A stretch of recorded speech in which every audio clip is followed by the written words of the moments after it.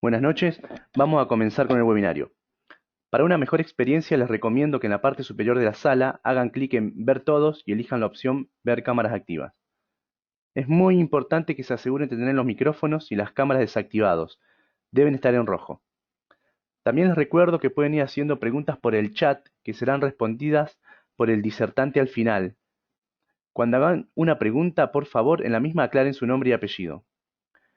Si tienen algún problema de conectividad, en primer lugar les sugiero que reinicien la PC y vuelvan a ingresar a la sala. En caso de persistente inconveniente, pueden ingresar a través del canal de YouTube que les enviamos en el mail de los datos de acceso.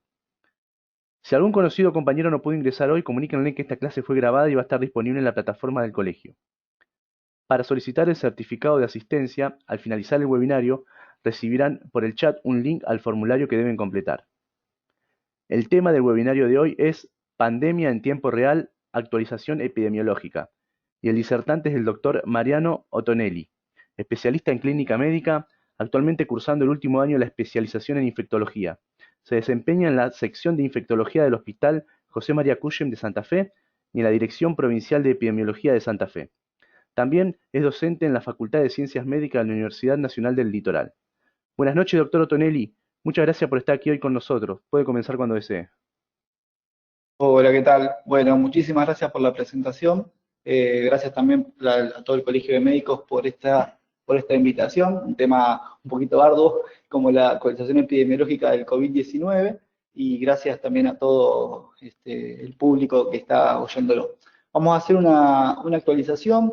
Los objetivos de la charla es hablar un poquito de la infección en sí, las novedades que tenemos sobre la infección. Ya hubo previamente una charla inclusive que se dio también en el Colegio de Médicos, que la dio mi compañero Federico de Tarcio, que él es infectólogo, y la idea es un poco actualizar lo que se dio en ese momento, era lo que pasaba en marzo, fíjense que han pasado algunos meses y la información que tenemos ahora es mucho mayor.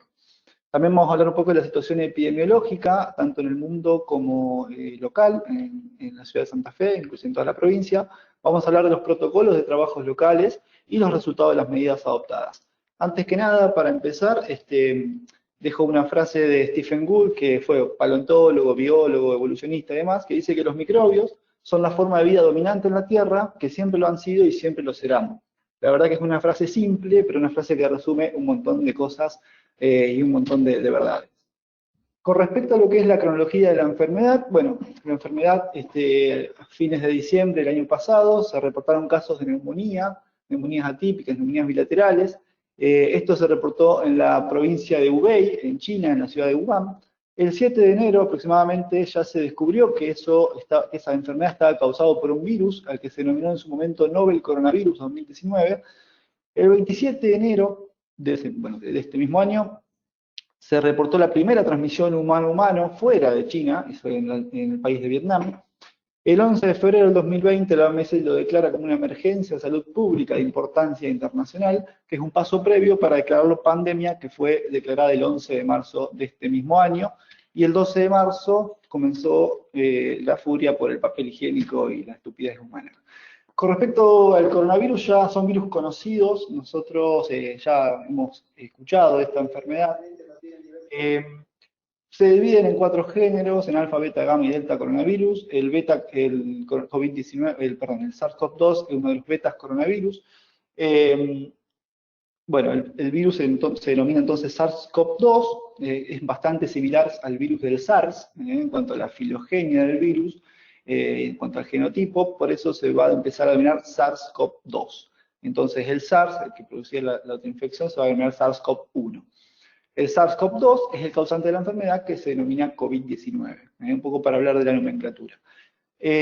Algunas especies son endémicas del coronavirus y pueden producir resfríos comunes y no enfermedades que revisten mayor importancia, y otros sí han producido enfermedades que potencialmente pueden ser graves, como por ejemplo el 2002 en China también. Se han reportado casos del SARS, que es el síndrome respiratorio agudo severo, en el cual se contagiaron 8.000 personas más o menos y se murió el 10%. Y también en el 2012 emerge un nuevo virus en la península arábiga que se denomina MERS, que en realidad quiere decir coronavirus del Medio Oriente, un síndrome respiratorio del Medio Oriente, en el cual se infectaron aproximadamente 2.500 personas y se murieron aproximadamente el 34% de los que se infectaron. La primera pregunta que surge es si el virus muta. Por supuesto que el virus muta, esto que parece en los vuelos internacionales, en realidad estamos hablando de genotipo o filogenia del virus. El virus sí nació en China, sí, probablemente sea de origen natural. China es una fábrica natural de pandemias, sobre todo por las características de la población, porque conviven también con animales y están relacionados también el tipo de hábitos que tienen. Entonces nació en la provincia de Hubei, como decíamos previamente, y luego se fue esparciendo por todo el mundo. A los lugares donde fue, sobre todo a Europa y sobre todo a América, el virus fue cambiando sus características, probablemente porque se haya encontrado con algún coronavirus endémico, tanto en Europa como en América, sobre todo en América del Norte. Nosotros tenemos que tener en cuenta que la mayoría de los virus que se ha evaluado la filogenia en Argentina provienen tanto de Europa como de América. Están más relacionados también con los viajeros y que son los destinos más posibles donde puede viajar un argentino.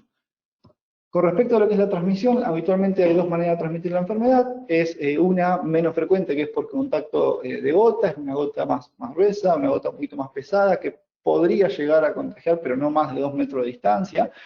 Y en el aire puede llegar a sobrevivir más o menos 3 horas, en términos medios en realidad es 1 hora, y que de todo va a depender de la temperatura y de la humedad. Pero la forma de transmisión más frecuente en realidad es forma de contacto, sobre todo por la manipulación de mucosas, como se ven en las fotos. Acá el New England intentó evaluar cuánto tiempo podría estar viable el virus en las superficies, y vemos que en el aire podría ser viable más o menos 3 horas, como dijimos previamente, el término medio es 1 hora. En el cobre, que esto vale para las monedas, pero también puede valer para picaportes, para barandas y demás, menos de 10 horas. En el cartón, que también vale para lo que es el papel y demás, no más de 20 horas, el virus está viable. En el acero menos de 60 horas y en el plástico un poco más de tiempo. También se lo comparó con el SARS-CoV-1, que la verdad que son similares en cuanto a eso. Con respecto al ciclo celular, el virus tiene distintas, es un virus de ARN que tiene distintas proteínas, proteínas estructurales. La proteína S es la más estudiada y es donde la proteína que sería el receptor de la enzima convertidora de angiotensina 2. Tan escuchado también en este último tiempo. El virus hace su ciclo celular, y lo único que voy a decir acá, que me parece importante, que hay algunas variantes genéticas del receptor, de la enzima convertidora de angiotensina 2, en diferentes etnias, en diferentes razas de humanos. Entonces, eso podría explicar alguna afinidad por el virus en alguna que otra raza. Con respecto a la respuesta inmunológica, esto es, en general, la respuesta inmunológica, tenemos, como ya sabemos desde la facultad, ¿no es cierto?, 2 pasos. El primer paso es la respuesta inmune innata, en el cual es la respuesta general a cualquier infección, y sobre todo en la infección viral lo que predomina es la secreción de interferón y otras citoquinas. Y también además la respuesta inmune innata es útil para disparar la respuesta inmune adaptativa, que es la respuesta inmune específica, que es un poco más tardía que la respuesta inmune innata, aproximadamente comienza a la semana de la otra, involucra 2 tipos de células de linfocitos, sobre todo linfocitos T y linfocitos B. Importante que la infección del coronavirus puede ser detenida en el estadio, digamos, de la respuesta inmune innata sin necesidad de llegar a la respuesta inmune adaptativa. Eso va a tener que ver también con algunas cosas como hablar posteriormente de la inmunidad sobre el virus. Esto también es en general.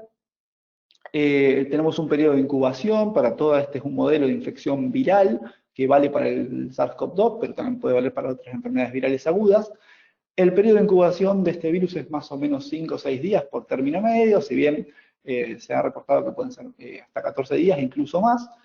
Y tenemos que el virus es detectable aproximadamente entre 24 y 48 horas antes del inicio de síntomas, que es lo que ven acá pintado un poquito más de celeste. También vemos cómo los anticuerpos tempranos, los IgM, empiezan a aparecer en el día 8, y los anticuerpos IgG, que son un poquito más tardíos, al día 10. Eso es muy general.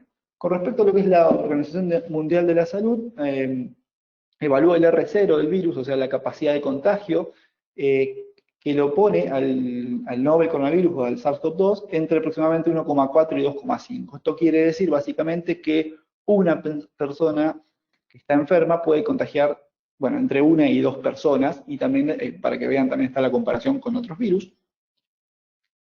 Y esto es lo que se denomina entonces número básico de reproducción, que como definición es el número de casos secundarios producido a partir de un caso.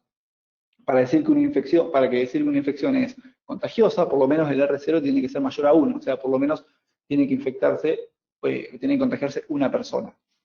Hay algunas revisiones que propusieron, mejor dicho, que los valores de R0 en realidad eran un poco mayor a los que postulaba la OMS, y se vieron que era entre 1,5 y 6,5. O sea, ahí abajo están las revisiones por si lo quieren ver. Y a su vez existe lo que es el número efectivo de reproducción, que en realidad lo que estima es cuántas personas en promedio se han contagiado cada día a partir de los casos existentes, pero en tiempo real y teniendo en cuenta la toma de decisiones. Entonces, este R0 puede ir variando en función de las medidas epidemiológicas, por decirlo así, que uno toma. Entonces, esto es visible en esta gráfica no es de Argentina, sino que es de España. En fines de febrero, el R0, o sea, una persona contagiaba más o menos a 6 personas, y esto con las medidas de distanciamiento social y a medida también que fue pasando el tiempo, fue disminuyendo gradualmente hasta mediados de abril, en el cual ni siquiera llegaba a 1. Es un poco lo que se busca también con las medidas epidemiológicas. Bueno, características clínicas de la enfermedad. Sabemos que la incubación, como habíamos dicho previamente, es más o menos entre 5 a 6 días, un promedio 2 a 14. Se han también reportado algunos casos de más tiempo, todavía 21, 28 días de incubación. Y la enfermedad en el 80% es leve a moderada, podría llegar a tener neumonía, pero es una neumonía leve. En un porcentaje un poquito menor, 15% más o menos, se encuentra un paciente con enfermedad grave, con neumonía, con hipoxemia, que requiere internación, requiere oxígeno suplementario, por ejemplo. Y en un 6% la enfermedad se presenta crítica, con un distrés respiratorio agudo y con alguna que otra también falla multiorgánica y shock y demás. Este tipo de presentación tiene 50% de mortalidad en la enfermedad crítica. Las manifestaciones clínicas entonces más comunes son fiebre, tos seca, cansancio, y las menos comunes son dolor de cabeza, irritación de los ojos, dolor de garganta, pérdida del olfato y del gusto, o digeusia más que pérdida, que se presentan en el 10% de manera como síntoma inicial, y que además son síntomas que por ahí pueden perder también un poquito más de tiempo. Menos frecuentemente dolores musculares, diarrea, y complicaciones tromboembólicas se han asociado a este virus, que bueno, faltaría bastante evidencia todavía para hablar de esto, pero sí, se ha visto en algunos estudios que hay eventos tromboembólicos no tanto relacionados con no tanto relacionado con el virus en sí, sino más que nada con la respuesta inmunológica hacia ese virus. También puede presentarse en manifestaciones en piel. En un estudio que es relativamente chiquito, 88 pacientes, vieron que un 20% de esos 88 presentaron lesiones en piel, sobre todo predominantemente rash y también urticaria. Faltarían más datos para hablar sobre estos síntomas. Por supuesto que además hay que tener en cuenta que estos síntomas siempre en contexto de un paciente que sospeche coronavirus, que por lo menos tenga fiebre, que por lo menos tenga tos seca, no un paciente que tiene solamente manifestaciones en piel y nada más, vamos a pensar en coronavirus. Vale lo mismo la aclaración para los síntomas gastrointestinales, que se pueden presentar aproximadamente en un tercio de los pacientes, pero habitualmente asociado también a otros síntomas de la enfermedad como tos seca, dolor de garganta y fiebre sobre todo, o febrícula. Esto es un cuadro que es bastante grande y bastante difícil de leerlo, ¿no es cierto? Pero básicamente me gusta porque hace la diferenciación entre el coronavirus y otras enfermedades que justamente tenemos como otra epidemia asociada, sobre todo el dengue. Entonces, la diferenciación entre coronavirus y dengue, bueno, es relativamente sencilla. Dengue, la verdad, que no tiene vía aérea superior y no tiene síntomas respiratorios. Es bastante inusual que tenga tos seca, que tenga síntomas respiratorios bajos, mucho menos todavía. Sí puede tener síntomas gastrointestinales de dengue y sí, sobre todo está relacionado con fiebre alta y muchos dolores, dolores musculares, dolores articulares, dolor de cabeza. Y también se puede hacer una diferenciación entre coronavirus e influenza. La verdad que no hay mucha diferencia entre los dos, pero sí lo que puede ser distinto es que la influenza suele tener un poco más de cefalea, más de malestar general, y más que nada los síntomas de vía aérea superior suelen estar más relacionados con la gripe. Después tenemos otras causas que por ahí no vienen al tanto, es relativamente sencillo hacer la diferenciación entre coronavirus y resfríos comunes, alergia, por eso no lo vamos a nombrar. Con respecto al laboratorio, nada específico, pero los pacientes suelen encontrarse con leucopenia o leucocitosis, pero sobre todo un dato un poquito más específico es la linfopenia y el aumento del dímero D, que el dímero D habitualmente es un indicador de gravedad inclusive y de mortalidad que se ha evaluado en algunos estudios. Las transaminasas, la LDH, la eritro, PCR, procalcitonina y ferritina pueden estar también alteradas, no siendo parámetros específicos. Con respecto a la radiografía o la tomografía del tórax, en los pacientes que se presentan con neumonía, la neumonía suele ser bilateral, habitualmente de distribución periférica, puede haber imágenes de virus merilado y menos frecuentemente puede haber imágenes de consolidación. Es bastante raro que se presente un bloque neumónico y que sea coronavirus, pero bueno, podría llegar a ser. Bien.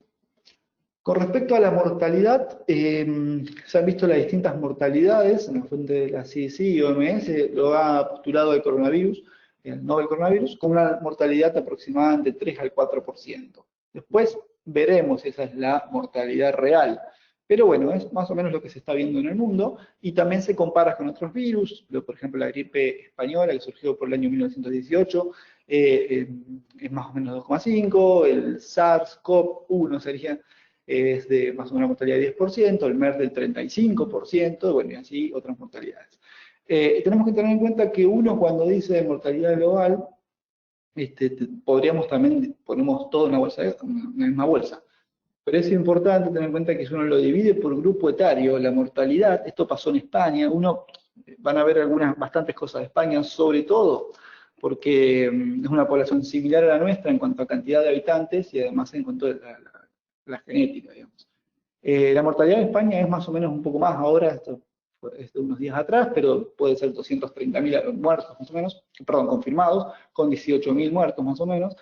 Y si uno mira la tasa de letalidad en cada grupo etario, fíjense que por encima de 50 años la mortalidad es de 1,5%, por encima de 60 la mortalidad es 5%, y así a medida que va aumentando según el grupo etario. Esto no solamente pasa en España, sino que también pasa en Italia, lo mismo. Si uno ve por grupo de datos, acá no están los porcentajes, están los números absolutos, pero no importa, va aumentando, va ascendiendo la curva, y aproximadamente la mortalidad en los pacientes mayores de 70, 80 años es mucho mayor que en los pacientes más jóvenes, que prácticamente son. Bueno, con respecto a lo que es, este es un análisis entonces de Italia, que también tiene muchos muertos, y un análisis que puede tener valor estadístico. Fíjense que con respecto a las comorbilidades, prácticamente el 4% de los pacientes que se murieron no tenían ninguna comorbilidad. La mayoría por lo menos tenía una comorbilidad. En total, por lo menos tenían 90 y pico por ciento de los pacientes tenían al menos una comorbilidad, y el 60% tenían 3 comorbilidades o más. También está relacionado, por supuesto, con la edad, pero bueno, es un dato a tener en cuenta. Con respecto también a lo que es las manifestaciones clínicas en estos pacientes que fallecieron, recuerden que este análisis es solamente de pacientes fallecidos. El 76% se presentó con fiebre, el 73% con disnea, un porcentaje menor se presentó con tos, y también el 6% se presentó con diarrea, que no es un síntoma común, de los más comunes por lo menos. Y con respecto a la cantidad de días la evolución de la enfermedad, desde el inicio del síntoma a la muerte, más o menos pasaron 11 días en los pacientes. Sobre todo el deterioro clínico suele ocurrir aproximadamente el día 6-7 de la enfermedad. Bien. Pero en España también lo que hicieron fue hacer como especies de casos estimados, que está relacionado más que nada con un estudio de cero prevalencia. Esto es relativamente nuevo, fue publicado esta semana en España, que habla de la letalidad, en realidad, la letalidad estimada. Entonces, se estima que en España hubo, lo que va del año, más o menos 2.300.000 infectados, que corresponde a más o menos el 4 o el 5% de la población. Ellos, la verdad, que en este estudio de cero prevalencia esperaban que sea más alto el número, esperaban que sea por lo menos el 10, el 20% de la población afectada, y bueno, vieron que es relativamente poco, pero bueno, son 2 millones de personas. Entonces, corrigieron la letalidad que se veía en lo que vimos también en las diapositivas previas, y vieron que en realidad la letalidad estimada es bastante menor a lo que por ejemplo, habla la OMS y demás. Por encima de 70 años, la letalidad es más o menos el 4% y la letalidad global es el 0,8%. Es un número un poquito más real, un poquito que le creemos un poco más también nosotros. Bueno, pasamos al tema diagnóstico.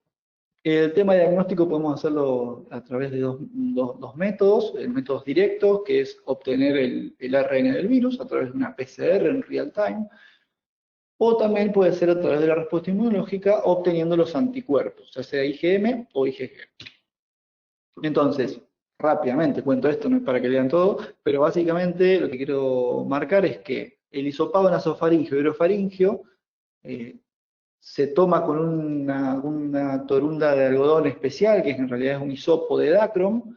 Se tiene que hacer un movimiento apenas rotatorio para tocar la nasofaringe, para sacar células, para extraer células de la nasofaringe. Si no tiene célula y si no llegamos con el hisopo ahí atrás, no se puede hacer la muestra, no tiene valor. Se puede transportar a 4 grados centígrados, la conservación también se hace a 4 grados centígrados, entonces esto es adentro de la heladera. Y tengan en cuenta también que los hisopos se tienen que sumergir en un medio. A veces existe el medio de virus que se llama, que lo tienen los laboratorios, pero bueno, si no tenemos ese medio especial, se puede hacer con solución fisiológica. Se coloca en el tubito nuevamente y se coloca entonces por lo menos 2 centímetros cúbicos de solución fisiológica para luego transportarlo o para conservarlo. Importante que las muestras deben ser refrigeradas, pero que no tienen que estar congeladas, y también se tienen que mandar en un envase de bioseguridad apropiado, no lo vamos a mandar así nomás. Bueno, esta curva es difícil, puede marear un poco, pero básicamente lo que quiero demostrar en esta curvita es que antes del inicio de síntomas, que tenía que ver acá de puntos, ya se puede encontrar el virus en la nasofaringe o también en el lavado broncoalveolar de esputo, que es la curva rosada que ven acá, y el pico coincide con el inicio de síntomas, o sea, coincide con los síntomas. Y luego esto va descendiendo a la semana. Fíjense que algunos pacientes 4, 5, 6 semanas siguen teniendo PCR positiva. Bueno, este estudio es lo que también se observó, como también lo observamos nosotros en la vida real. A partir del día 8, el día 9 más o menos, se empiezan a producir los anticuerpos de IgM, y a partir del mismo día, un poquito después, los anticuerpos de IgG, y después los anticuerpos de IgG permanecen un poquito más tiempo, son un poquito más duraderos que los de IgM. Tampoco se sabe cuánto. Bueno, con respecto entonces a la interpretación de los resultados, hago una aclaración también. Nosotros todavía no tenemos los test serológicos, no tenemos, si bien hay algunos, el ANMAT validó algunos test de ELISA o test rápido, pero todavía no se utilizan, por lo menos en la parte pública, y en epidemiología todavía no se usan. Entonces, igualmente comento esto porque dentro de poco lo vamos a empezar a usar. Entonces si tenemos un paciente solamente con PCR positiva, puede estar en fase presintomática. Ahora, si la PCR es positiva, pero además puede o no estar los antígenos o la IgM, podemos estar ante una fase inicial de la enfermedad, aproximadamente hasta 7 días del inicio de síntomas. Si tenemos una IgM positiva y más o menos una PCR, más o menos una IgG, seguramente estamos en la segunda fase de la enfermedad, o sea, en las primeras 2 semanas, de 8 a 14 días. Si la IgM es fuertemente positiva, si la IgG es fuertemente positiva, probablemente estemos en la tercera fase de la enfermedad, o sea, mayor a 15 días del inicio de síntomas. Y si solamente tenemos IgG y no tenemos PCR, no tenemos IgM, probablemente la infección sea pasada, que hayan pasado varios días de evolución, probablemente más de 40 a 50 días. Esto es más que nada como para ver dónde estamos parados. Acá lo que queremos demostrar es que en realidad también que el virus sea transmisible o no va a depender de la gravedad del cuadro. Si el paciente tiene un cuadro leve, es muy transmisible la enfermedad 1 o 2 días antes del inicio de síntomas y hasta aproximadamente 5 a 6 días del inicio de síntomas. Ya después, a partir del día 7, ya empieza a ser poco transmisible, y ya a partir del día 14 ya prácticamente no es más transmisible la enfermedad. Ahora bien, si el paciente se presenta en cuadro grave, También el inicio de síntomas, 1 o 2 días antes, el paciente puede llegar a transmitir la enfermedad. Esos son los famosos transmisiones presintomáticas, no es que son asintomáticos, sino que son presintomáticos. Es muy transmisible la enfermedad hasta por lo menos 10, 11, 12 días y luego empieza a ser menos transmisible ya también a partir del día 17, 18 de la enfermedad.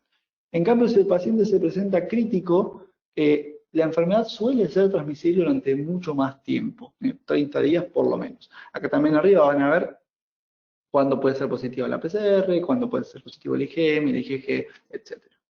En el paciente asintomático, bueno, es muy difícil decir el inicio del síntoma porque no tiene síntomas, pero básicamente desde que tiene la enfermedad aproximadamente podría ser transmisible mucho menos inclusive que el paciente que se presenta leve. Bueno, y hay otra cosa que hay que tener en cuenta que es la carga viral. ¿Qué quiere decir la carga viral? La cantidad de virus que vamos a encontrar, en este caso puede ser en muestras nasales, muestras orofaringeas o muestras del tracto respiratorio inferior. En los pacientes que tienen síntomas leves, el pico de la carga viral en muestras nasales y en muestras orofaringeas ocurre aproximadamente el día 5 o 6 tras el inicio de síntomas, como ya vimos en todos los otros dibujitos, y prácticamente desaparece al día 10. Algunos pacientes se presenta el virus aproximadamente después del día 10, pero hay que tener en cuenta que ese virus o esa carga viral es pocas copias, no importa cuántas veces menor, pero es menos cantidad de copias, y que tiene baja capacidad de transmisión. O sea que es bastante improbable que al día 10 un paciente que se presenta con un cuadro clínico leve, llámese dolor de garganta, un poco de febrícula y un poco de tos, y que no requiere internación, que no tiene taquipnea, que no tiene saturación de oxígeno, es muy poco probable que este paciente sea infectante a partir del día 10. Esto también está relacionado porque se pudo demostrar que no hay ausencia de virus, o sea, no crece en cultivos el virus con cargas virales cuando bajan son menores de 10 a las 5 copias. Entonces, esto es un poco para graficar lo que decíamos previamente con palabras. Acá la flecha roja marca lo que es la carga viral, 10 a la 1, 10 a la 2, 10 a la 5, y acá vamos a tener los días después del inicio del síntoma.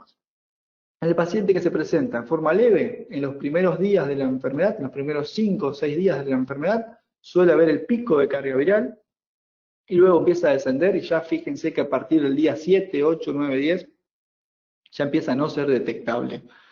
Con respecto al paciente que se presenta un cuadro un poco más severo, que a lo mejor tiene una neumonía bilateral, aunque no requiera terapia intensiva, el pico de esta carga viral debe ser más duradero, aproximadamente 10, 11 días. Ya para las 2 semanas tiene baja probabilidad de transmisión. El paciente que se presenta crítico, no. Puede pasar un mes y sigue siendo una alta probabilidad de transmisión. Entonces, bueno, un poco para graficar lo que decíamos con anterioridad. Bueno, entonces, haciendo un poco un resumen, la pregunta es, ¿qué sabemos hasta ahora de la respuesta inmunológica al coronavirus nuevo? La mayoría de los recuperados tienen anticuerpos contra el virus, la mayoría tienen anticuerpos al día 10, 15 del inicio de síntomas. Los niveles de anticuerpos neutralizantes, que en realidad son los anticuerpos que son útiles, por decirlo así de alguna manera, parecen ser altos en pacientes que tienen enfermedad severa, pero por el contrario, parecen ser bajos en pacientes que tienen enfermedad leve. Esto puede estar muy relacionado con la respuesta inmune innata, como hablamos también en las primeras diapositivas, que se encargó la respuesta inmune innata de defendernos y no hubo necesidad de producir anticuerpos neutralizantes. Los test de anticuerpos de ELISA, además, no discriminan en si es neutralizante o no, para eso hay que hacer test especiales, y el test rápido ni siquiera puede medir los niveles de anticuerpos. La otra pregunta que surge es, entonces, ¿podemos volver a infectarnos? Y bueno, puede ser. Para que ello no ocurra, o sea, para que no nos volvamos a infectar, la respuesta inmune tiene que ser completa. ¿Qué quiere decir que tiene que ser completa? Que tiene que tener anticuerpos neutralizantes y tiene que ser anticuerpos a altos niveles, que solamente se observan en pacientes graves. Los cambios genéticos del virus, además, como vieron también las primeras diapositivas, la cantidad de filogenia que tiene el virus, y todos estos cambios genéticos también podrían modificar la respuesta inmunológica primaria. Por ahí tenemos un virus que vino de Asia y después otro que viene de Europa, y la respuesta inmune tal vez no es la misma. Los antecedentes que presentaron los virus anteriores, ya sea los coronavirus endémicos y demás, tampoco ayudan mucho. Los coronavirus endémicos tienen una respuesta inmunológica que es relativamente corta, no llega al año, y los otros virus que también están relacionados con la misma familia, que es el SARS y el MERS, la respuesta inmunológica también es relativamente corta, no más de 5 años. Entonces, la conclusión es que puede ser que nos podamos ver infectados. ¿Qué nos dice un test positivo? Un test positivo nos dice que la persona fue infectada en el pasado por coronavirus, por el SARS-CoV-2. No mucho más que eso. ¿Y qué no nos dice un test positivo? Que la persona se ha recuperado o que los anticuerpos que tenemos son neutralizantes. Eso es lo importante a tener en cuenta, es un poco la interpretación de los resultados del laboratorio. A su vez, ¿qué nos dice un test negativo? Y la verdad que no mucho. Puede ser que la persona no fue infectada, o puede ser que la persona fue infectada, pero es reciente y todavía no pudo levantar, por decirlo así de alguna manera más grosera, los anticuerpos, una infección que es relativamente corta en tiempo, menos de 10 días. También puede ser que la persona fue infectada, pero logró montar una respuesta inmunológica innata, por eso no produjo una respuesta de anticuerpos, o que la persona fue infectada, pero que la respuesta de los anticuerpos es tan pequeña la respuesta que se produjo de esos anticuerpos que tampoco están por debajo del límite de detección del test. Así que todo esto nos puede decir que un test fuera negativo. Y a su vez también tenemos que tener en cuenta las sensibilidades de los test, que no son muy buenas. Un test de PCR, este es un valor que es relativamente bajo, por algunos valores de real time de sensibilidad en algunos estudios demuestran que son más o menos 70, 75%, no mucho más alto que esto, y sobre todo son más altos cuando coincide con el pico de la carga viral, que tiene sentido, en los primeros 7 días. La respuesta inmunológica a los anticuerpos IgM y IgG también empiezan a ser más sensibles cuando pasa un poco más el tiempo, ¿no es cierto? Pero la sensibilidad es también relativamente moderada y buena. Bueno, pasamos un poco de epidemiología, qué pasó en la enfermedad de coronavirus en el mundo. Ha dejado calles vacías, como pocas veces se ha visto, y muchos animales en las calles. Esta es una página que es de la Universidad de Johns Hopkins, que la verdad que hay un montón de páginas que ustedes pueden ver, si quieren ver la situación epidemiológica global y también particular de cada país. Pueden jugar un poquito con el mapita, pero básicamente lo que quiero mostrar acá, la verdad que yo particularmente lo uso porque me gusta más que nada estar informado, la cantidad de casos totales que hay en el mundo, la cantidad de muertos que hay en el mundo, a su vez también es como una especie de ranking de quién tiene más muertos, y también las distintas curvas epidemiológicas. Vamos a pasar a la otra.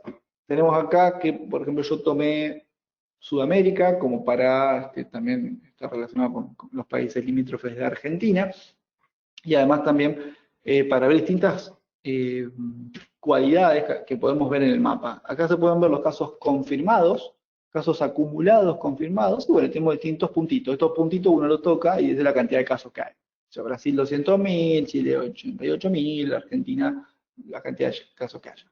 Pero a su vez podemos verlo también por tasa de incidencia. Por tasa de incidencia acá los puntitos empiezan a cambiar. Entonces, ¿por qué? Lo vemos según la cantidad de habitantes que tiene cada país. Entonces, el puntito de Brasil es un poquito más chiquito, porque en realidad tiene más cantidad de habitantes, el puntito de Chile queda más o menos igual por la misma cantidad de habitantes que tiene, el de Argentina también varía un poco. Y con respecto a otra posibilidad que podemos ver es la tasa de mortalidad. La tasa de letalidad de cada uno de los países, ahí los puntitos son un poquito más parecidos a la realidad, pero por ejemplo Argentina tiene más mortalidad que Chile, teniendo en cuenta que tiene menos casos. Bueno, son algunas cosas que la pueden ver, yo simplemente las comento. Y también hay otras páginas que, y dentro de la misma página también, se pueden ver las curvas epidemiológicas, las famosas curvas epidemiológicas que queremos aplanar, y la cantidad de días que tienen. Entonces acá hay 3 curvas que son bastante icónicas, por ejemplo la curva de Estados Unidos, que llegó a un pico de tener una barbaridad de 40.000 casos en un día, y fíjense que ahora está como amesetando, por decirlo así de alguna manera. Brasil no, Brasil está en la etapa que sigue aumentando la cantidad de casos, no está aplanando nada la curva Brasil, y sobre todo por la cantidad de pocos días que tienen, más o menos un pico de 15.000, 16 casos por día. Y esta es la curva de Irán, que Irán empezó muy precozmente con respecto a otros países, países sobre todo de Occidente, y fíjense que bueno, hizo también un ascenso en su curva, después hizo un pequeño descenso con una meseta, y ahora parece como si quiere volver a ascender. Segunda oleada, podemos preguntarnos, pero bueno, esto es lo que puede ir pasando en distintos lugares del mundo. Bueno, y vamos entonces a ir metiéndonos en la situación nuestra. ¿Qué pasa en Argentina? Vamos a ir metiéndonos peligrosamente en la zona de curvas. En Argentina, bueno, en general, ¿no? En Argentina, la OMS describió 4 escenarios de transmisión.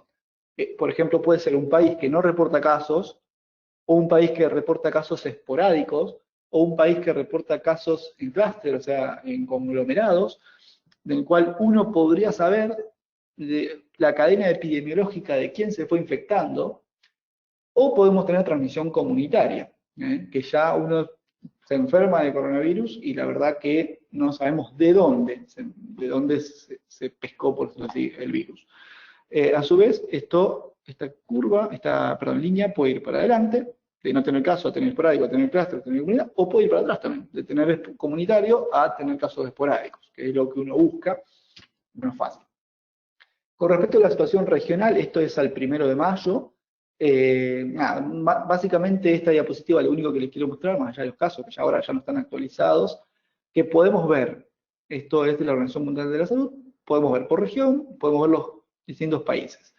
Podemos ver los casos acumulados, los casos confirmados por día, la tasa de incidencia acumulada, que ahí la mayoría de los países tienen una tasa de incidencia acumulada mayor a la Argentina.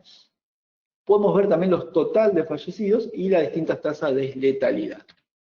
Esto pasó en Argentina, esto también es del 1 de mayo, en el cual tenemos lo que es del porcentaje de positividad. Eso es un análisis matemático sencillo. Todos los casos confirmados debido a todos los casos que se hace el test, ¿no es cierto? De todos los casos, ya sea descartados o sospechosos. Aproximadamente ahora, hoy a 18 de mayo, estamos en un 9% de porcentaje de positividad. O sea que de todos los test que se hacen, 1 cada 10 es positivo.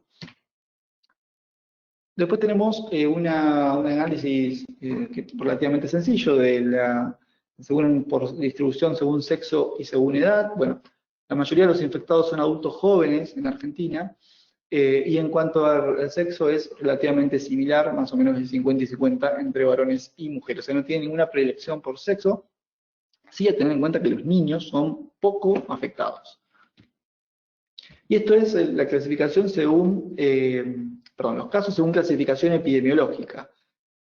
Acá esto es una línea de tiempo que no se ve bien, pero tenemos que tener en cuenta que al inicio, por supuesto, la mayoría de los casos eran casos importados, y que luego esta curva de casos importados empezó a descender por cuestiones lógicas, porque se cerraron las fronteras, porque la gente no se viajó más, y empezaron a aumentar los contactos estrechos. Hoy por hoy, el contacto estrecho es la clasificación más frecuente en el país, con 45% de infectados o sea, casi la mitad de los infectados son por estar en contacto estrecho con un paciente con coronavirus. Puede ser intrafamiliar, puede ser cualquier contacto estrecho, trabajo, lo que sea. La transmisión comunitaria empezó a ascender, lástima que no tiene la fecha, pero empezó a ascender más o menos a mediados de marzo. Hoy por hoy la transmisión comunitaria es más o menos el 30%, los casos importados empezaron a descender, son el 13%, y 12% están bajo estudio epidemiológico. Bueno, esto es la región centro. Acá tenemos la tasa de letalidad, tanto en el total del país, que la tasa de letalidad en total país es más o menos el 5%, y tenemos las distintas provincias que corresponden a la región centro.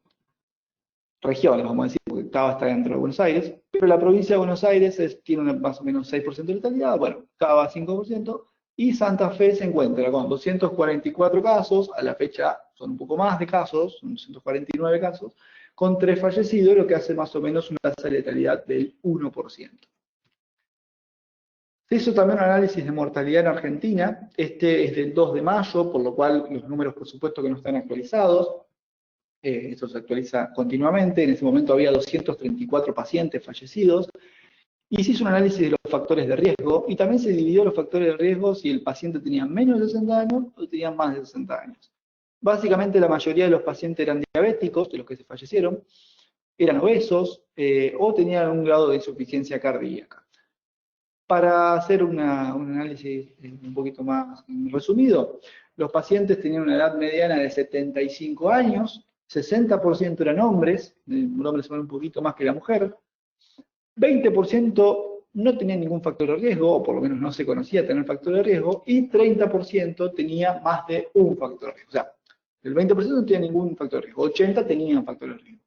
De esos 80, 30% tenían 2 o más factores de riesgo. Fíjense que según edad y en menores de 60 años, el factor de riesgo más importante es la obesidad y la diabetes.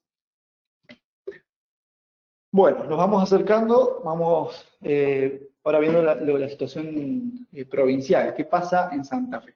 Bueno, en Santa Fe se notificaron en este momento más de 4.000 casos y fíjense que el porcentaje de positividad en Santa Fe también es bajo, es más o menos entre un 4 y un 5%, el cual se confirmaron 243 en ese momento, pero son un poquito más de casos. Bueno, exactamente son 4% el porcentaje de positividad. Acá podemos ver una curva con respecto a todos los días y la cantidad de casos diarios de la enfermedad. Y en la línea azul van a ver la cantidad de casos, que en realidad son los casos acumulados. Entonces la roja es ver día a día y la azul es todos los casos acumulados. Y abajo, lo que ven acá, que dice 244, 5.000 descartados y demás, es la página del Ministerio, perdón, la página del gobierno de Santa Fe. Cuando ustedes tocan la pestañita de coronavirus, ahí pueden ver los datos, donde dicen, está como la información en tiempo actualizado.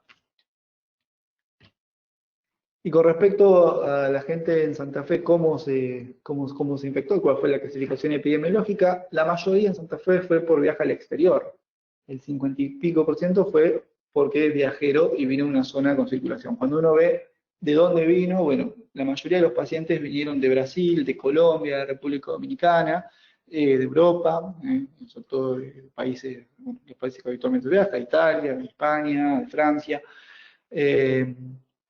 Con respecto a el 32% fue contacto de caso confirmado, 8% fue por viaje, pero a otras provincias que tenían circulación. Esto nos sigue pasando en la actualidad. Y un 2% fue en transmisión comunitaria. Entonces, bueno, pues si quieren hablamos de lo que es la definición de caso sospechoso y demás, pero fíjense que en Santa Fe, por ahora, la transmisión comunitaria no parece ser importante. ¿Tuvieron efecto las medidas epidemiológicas en Santa Fe? Bueno, por lo menos para Wally tuvo efecto, porque ahora es más fácil de encontrar. Vamos a ver si en Santa Fe. En general, en la OPS se habla de 4 tipos de acciones críticas para dar respuesta a la pandemia en las Américas. La primera acción crítica es salvar las vidas. La segunda acción crítica es proteger a los trabajadores de la salud. La tercera acción es reducir la transmisibilidad del virus. Y la cuarta es mantener la vigilancia epidemiológica y la importancia del laboratorio. No necesariamente tiene que ser en el orden que yo lo dije, sino que son todas importantes y todas se relacionan. Entonces está la famosa curva que vemos en todos lados, teniendo en cuenta este gráfico que se ve arriba, que se ve muy mal, que una persona tiene coronavirus, contagia a 2,5 personas, por decirlo así, en 5 días, y en 30 días una persona finalmente termina contagiando a 400. Bueno, teniendo en cuenta esta base teórica, al haber menos exposición, si una persona tiene 75 menos de exposición, contagiaría en 30 días a 2 o 3 personas. Entonces, esto, lo que vemos acá, es lo que pasaría si no hay medidas para ralentizar la transmisión, o sea, habría muchísimos casos en poco tiempo y, bueno, ya sabemos lo que pasó en todos, bueno, en todos no, pero en muchos lados del mundo, en ciudades muy preparadas como Nueva York o la región de Lombardía en Italia o ciudades como Madrid o Barcelona en España, que se vio sobrepasada la capacidad del sistema de salud para darle demanda a los pacientes. Entonces, esto es lo que puede pasar si uno no toma ninguna medida epidemiológica. Tomando medidas epidemiológicas vamos a tener a lo mejor la circulación viral más tiempo, por un periodo más prolongado de tiempo, pero bueno, la idea es que no sobrepase a la capacidad del sistema de salud. Es un poco los objetivos que se plantean, por lo menos de manera teórica, eh, pero que tienen algún sentido. Y con respecto, bueno, esto es similar al anterior, lo único que vamos a demostrar es que puede haber un repunte de casos cuando las medidas de distanciamiento social se reducen, que es lo que podemos ver en Argentina en esto. Podemos ver que por ahora no estamos sobrepasada la capacidad del sistema sanitario, pero que en un tiempo podría haber un ascenso o un pico, que se denomina normalmente, y que, bueno, lo que sí podría ser interesante de que ese segundo pico tal vez encuentre un sistema de salud más preparado. Tuvo bastante tiempo para preparar ese sistema de salud, así que es lo que uno piensa que puede pasar acá. Bueno, hablemos un poquito de cuestiones más técnicas, sin aburrirlos, pues tampoco soy tan especialista en esto, pero básicamente lo que queremos mostrar acá es el tiempo de duplicación de casos al 7 de mayo. ¿Qué quiere decir el tiempo de duplicación de casos? Es un parámetro útil para estimar el tiempo que llevará a duplicar los casos a futuro. Entonces, por ejemplo, el 20 de marzo, cuando se instala la cuarentena, había un tiempo de duplicación de casos que fue de 3,3 días. ¿Esto qué quiere decir? Que uno esperaría que en 3 días se dupliquen los casos. Si había 100, que sean 200 y así cada 3 días. Esto es el típico aumento de manera exponencial, es la típica curva que tuvo Brasil o que tuvo Estados Unidos inicialmente, que ahora tiene Rusia, que se ven todo ese aumento exponencial. Teniendo en cuenta, que no lo dije, tomando el comportamiento de la última semana, el comportamiento de los últimos 7 días. Esto es un cálculo matemático que no es sencillo de hacer, pero sí hay que tener en cuenta que hay algunas cosas que tienen algunas limitaciones. Por ejemplo, si no hay casos durante 3 días, este valor no sirve. Por eso, por ejemplo, en Santa Fe el valor del tiempo de aplicación da como 90, porque hubo bastantes días sin casos, entonces no tiene sentido el análisis. Pero esto es para el total del país. En la primera prórroga fue 10,3, en la segunda prórroga fue 17, y la última prórroga del 7 de mayo fue de 25. Veremos cómo estamos ahora, creo que bajó un poquito. Y eso sirve también para, de alguna manera, administrar el aislamiento. Esto tampoco voy a leer punto por punto, pero básicamente hay como fases del aislamiento, una fase de aislamiento estricto, la segunda fase de aislamiento administrado, que se llamaba, la tercera fase la segmentación geográfica, la cuarta fase, que es la que podría encontrarse en la provincia de Santa Fe, es la reapertura progresiva, en el cual hay algunas prohibiciones que son nacionales, que la movilidad de la población es hasta el 75%, o sea, no está todo abierto, por decirlo así. El tiempo de duplicación de casos tiene que ser más de 25 días y que hay restricciones locales. ¿Bien? La municipal decide no abrir los gimnasios, bueno, no se abren los gimnasios, pero eso depende localmente. Y a su vez, la fase 5, que es la fase que todos queremos llegar, es la fase de la nueva normalidad. No es una fase, como una normalidad adaptada, sobre todo con los hábitos de higiene y manteniendo la vigilancia epidemiológica.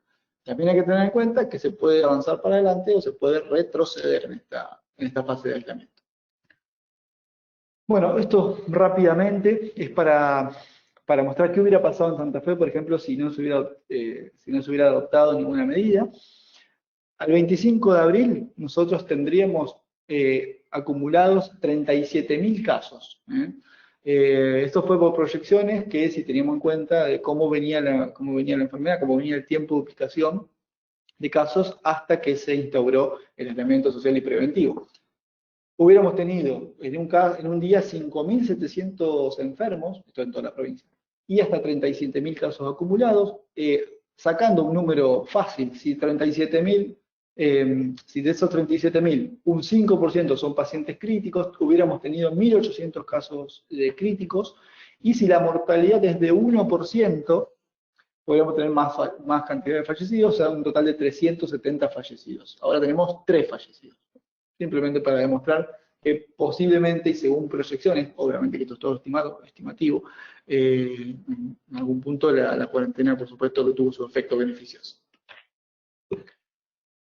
Ya vamos a terminar con la parte de curva. Básicamente esto es por semana epidemiológica. Ustedes saben que en epidemiología se habla de semanas epidemiológicas.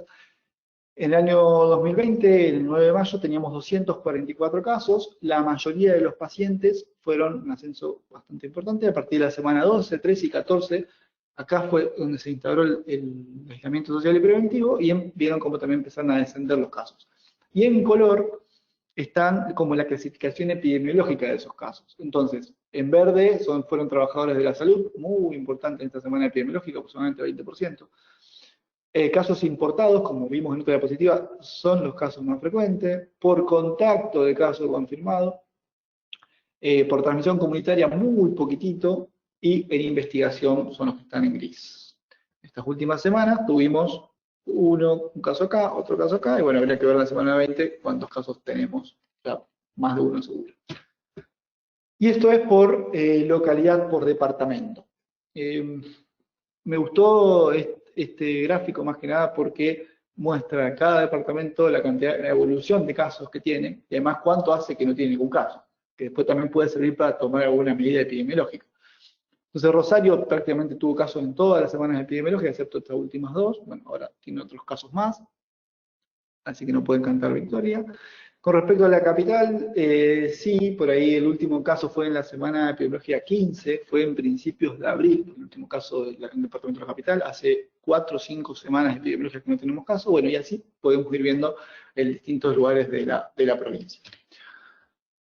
Para graficar más o menos lo mismo, este es un mapa que es el mapa total, en realidad hasta el 30 de abril, no es completamente actualizado, pero bueno, donde se veía que la cantidad de casos, donde había más cantidad de casos era en Rosario, le seguía el departamento castellano, el departamento de la capital, y bueno, el resto de los departamentos. Pero si uno a esto lo toma y hace un corte y dice, vamos a ver cuántos casos había, del 15 al 30 de abril, los casos disminuyeron un montón, y los casos solamente se encontraban en algunos departamentos del sur. Y si a su vez hacemos una división, ¿cuántos casos hubo del 1 al 15 de mayo? Un solo caso que se encontró en el departamento Castellanos. Decía, no hacen nada. Habría que ver ahora los casos que del 15 No, al 20 de mayo. pero no es por eso. Pero bueno, creo Un segundito, doctor, que vamos a silenciar a ver. después Que yo le decía que lo detectamos. que podía empezar antes. No, sí, yo me arreglo. Lo único que es una bestia que... Listo, doctor, disculpe, había una interferencia. Puede continuar. Lo mandé yo para que la tomara vos. No. Bueno, con respecto a lo que es ya terminamos con los mapas y a lo mejor ya no ven ningún mapa más. Pero sí vamos a hablar un poco del proceso de atención. El proceso de atención uno lo que hace es inicialmente la búsqueda del caso sospechoso. Créanme que tampoco es tan sencillo. Después, una vez que encontramos el caso sospechoso, vamos a evaluar el sitio de atención. Puede ser que sea una atención domiciliaria, que en realidad no se recomienda tanto. Puede ser que esté internado en algún centro COVID, o puede ser que esté, bueno, en el hospital, porque el paciente está grave, está crítico. El tercer punto es realizar, llenar bien la ficha epidemiológica y, por supuesto, la toma de muestra. Digo lo de la ficha epidemiológica, además de, bueno, después hablo un poquito más sobre eso. El cuarto punto es el manejo de los contactos. El quinto punto es el seguimiento clínico del paciente. Y el sexto punto vamos a hablar del alta. Todos estos puntos son bastante controversiales y bastante críticos. Bueno, el Ministerio de Salud de Nación todos los días uno tiene que chequear porque sube información actualizada y alguna de esa información que sube puede ser la definición de caso sospechoso que puede ir cambiando. La definición de caso anterior fue el 16 de abril, al 11 de mayo cambió la definición de caso sospechoso. Entonces hay que verlo a la página, hay que verla continuamente, porque si uno se queda en la cabeza que tiene una definición de caso, en 10 días esto puede cambiar. El criterio 1 es relativamente sencillo, es toda persona que tiene fiebre, en realidad febrícula, 37,5 más, y que tiene tos o inofagia, dificultad respiratoria o síntomas como anosmia y urgencia, y que además es obligatorio para la epidemiología que en los últimos 14 días hayas tenido un historial de viaje fuera del país. En este contexto se evalúa más que nada los repatriados, o que tenga un historial de viaje o residencia en zona de transmisión local. Ese sí es un punto importante, porque nosotros estamos rodeados de provincias que tienen transmisión local. Entonces, cualquiera de ese paciente que cumpla con los criterios entra en la definición de caso sospechoso. El segundo criterio es el personal de salud, residentes o personal que trabaja en instituciones cerradas, no residentes médicos, sino residentes que trabajan en instituciones cerradas, o de internación prolongada, o personal esencial, que después ahí también aclara cuáles son lo que se considera personal esencial, y habitantes de barrios populares o pueblos originarios, y que presenten por lo menos 2 o más de los siguientes síntomas: fiebre, tos, enofagia, respiratoria, anosmia o digeusia. También podría entrar en la clasificación de caso sospechoso. Se intenta ser un poco más sensible con estos grupos, porque son grupos bastante más vulnerables, donde la vigilancia tiene que ser un poquito más activa. El criterio 3 habla de la definición según los contactos estrechos de casos confirmados. Bueno, ante la presencia de uno o más de los siguientes síntomas: fiebre, tos, enofagia, respiratoria, anosmia, en un contacto estrecho, que después vamos a nombrar cuál es el considerado caso contacto estrecho, ante ese caso también lo podemos considerar como caso sospechoso. El criterio 4 es paciente que presente anosmia de urgencia de reciente aparición y que no tenga otra causa que lo justifique. En este caso lo que se sugiere es esperar por lo menos 72 horas, que el paciente esté aislado en su domicilio y, bueno, evaluar si mejoró o no mejoró. Si no mejoró, a las 72 horas se puede hacer la toma de muestra por técnica de hisopado. Y el último punto va a depender de dónde viva el paciente. Si el paciente está viviendo en una zona de transmisión local y se presenta con diagnóstico clínico y radiológico de neumonía, sin otra etiología que explique el cuadro, o sea, no tiene una bacteriemia neumococo, en ese caso sí podemos sospechar también en caso que pueda ser coronavirus. Y en pacientes que no viven en zona de transmisión local, que se presenten con una IRAG, o sea, con una infección respiratoria aguda grave, que requiere internación, no solo internación, sino que requiere tal vez intubación, soporte. Bueno, estos son los criterios actuales que están en la página de Nación. A nosotros como provincia a veces nos cuesta adaptar los criterios porque, bueno, a veces no estamos de acuerdo con todos los criterios, pero bueno, intentamos trabajar en consonancia con Nación. Con respecto a las zonas de transmisión local, bueno, las zonas de transmisión local también van variando, y lo que ayer era una zona de transmisión local, tal vez hoy no lo sea, o viceversa. Hay una ciudad que no estaba catalogada como transmisión local y pues aparece. Bueno, básicamente es la ciudad autónoma de Buenos Aires y es el área de Gran Buenos Aires, zona norte de Gran Buenos Aires, zona oeste de Gran Buenos Aires, zona sur de Gran Buenos Aires, inclusive también cerca de La Plata, el Partido de La Plata y demás. Básicamente Gran Buenos Aires y la ciudad de Buenos Aires todo. Provincia de Chaco, en algunos puntos como Resistencia, Barranquera, Fontana, Puerto Vilelas, Tierra del Fuego, Ushuaia, Río Negro. Bueno, también esto puede ir variando. Santa Fe hasta hace poquito, hasta ayer o antes de ayer, figuraba también como zona de transmisión local. Hoy no figura porque hubo dos semanas epidemiológicas sin casos. Vamos a ver qué pasa después. Bien, eso con respecto a la definición de casos sospechosos. Después, si quieren alguna pregunta sobre eso, lo podemos charlar. Con respecto a lo que es la evaluación del sitio de atención, esto es algo muy sencillito, está también en la página de Nación. Esto lo hice yo nomás, pero está en la página de Nación, que es similar.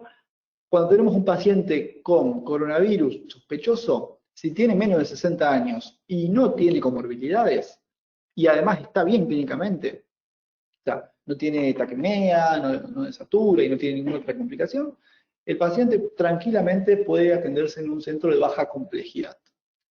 Ahora bien, si este paciente tiene menos de 60 años, no tiene comorbilidades, pero tiene algún parámetro clínico que hace pensar que a lo mejor no evoluciona bien, como por ejemplo la taquipnea o la desaturación de oxígeno del ambiente, este paciente se sugiere internación.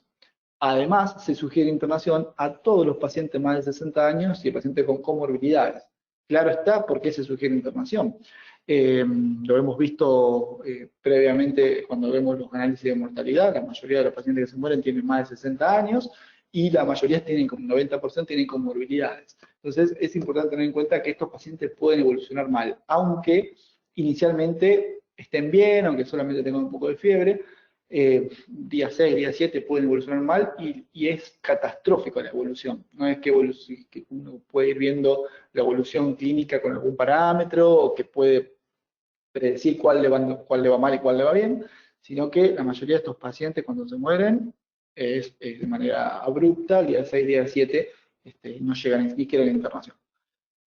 Bueno, y a su vez, cuando está internado, lo habría que evaluar según los criterios de la ATS, el criterio de INSA o cualquier otro criterio que usen en terapia intensiva, esto no hay que casarse con uno, pero si el paciente requiere RM, si el paciente requiere vasopresores, si está confuso y demás, obviamente que el paciente debería entrar a terapia. Si el paciente por ahí está bien clínicamente dentro de todo, o tiene más de 60 años con comorbilidades, pero está bien clínicamente, y no tiene ningún criterio de la TSC, ningún criterio mayor ni menores, el paciente puede atenderse tranquilamente en una sala COVID.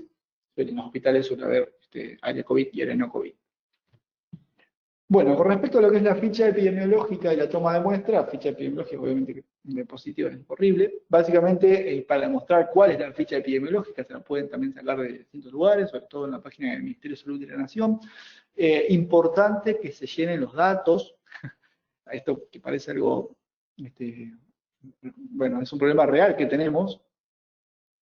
Importante ver la identificación de la institución, bueno, no tanto, pero sí por lo menos tener algún teléfono, algún médico para hablar, no lo vamos a molestar demasiado, simplemente para hablar algunas cosas sobre el paciente en sí, sobre algunas cuestiones epidemiológicas. Importantísimo llenar bien todos los datos del paciente. Y bueno, algo también de datos clínicos, algo también de datos epidemiológicos.